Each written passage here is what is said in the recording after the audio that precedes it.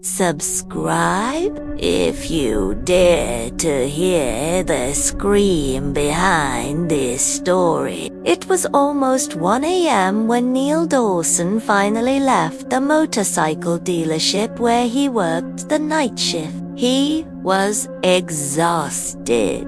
4 days. He had been riding home alone through the dark back roads outside Asheville, North Carolina roads, known for strange accidents and late-night hunts. Tonight felt heavier than usual. Fog rolled over the pavement. The highway was nearly empty. Neil turned onto the old country road that cut through the woods. It was the fastest way home, but also the loneliest. As his bike roared through the darkness, he spotted headlights behind him. A motorcycle. A couple sped past, a man driving, and behind him, a woman wearing a bright red scarf. It whipped wildly in the wind, dangerously close to the spinning back tire. Neil sped up, pulled beside them, and shouted, "Ma'am, your scarf could get caught. It's not safe." The woman didn't react. She didn't even look up. Strange. But they sped ahead, disappearing into the fog. Neil felt relieved. At least he'd warned them. But minutes later, something felt wrong. The couple's bike was ahead of him again, but the woman was gone. Neil's stomach twisted. He caught up and shouted, "Hey, where's your wife? I saw her sitting behind you." The man pulled over, shaking violently. "My wife," he whispered. "What are you talking about?" "I've been riding alone." Neil froze. The man's face had gone pale. His eyes were wide with terror. What did you see sitting behind me?" the rider stammered. Neil swallowed hard. "A woman wearing a red scarf. She was right behind you." The man took a shaky step back.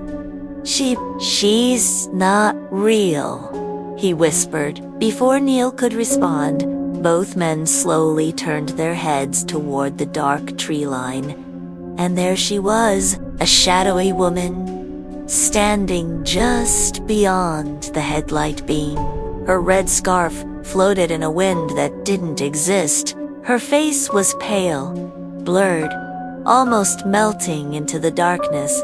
Both men stumbled back, terrified. The ghostly woman lifted her arm and pointed at the road behind them. A cold whisper curled through the trees. "You warned me too late." Suddenly, the fog swallowed her whole. The bikes roared to life instantly. Both men fled in opposite directions, desperate to escape the empty road. That night, Neil couldn't sleep. Every time his curtains moved, he imagined the red scarf brushing across his window. Every whisper of wind sounded like a woman calling his name. On the third night, he forced himself to take the same route home. And just like before, a motorcycle approached from behind. Neil told himself not to look. Don't look. Don't look. Don't look. But his fear made him glance into the mirror anyway. No one was sitting behind the rider. Neil exhaled in relief until the rider lifted his visor, smiled strangely, and said, "Tell the lady behind me to tuck her scarf in."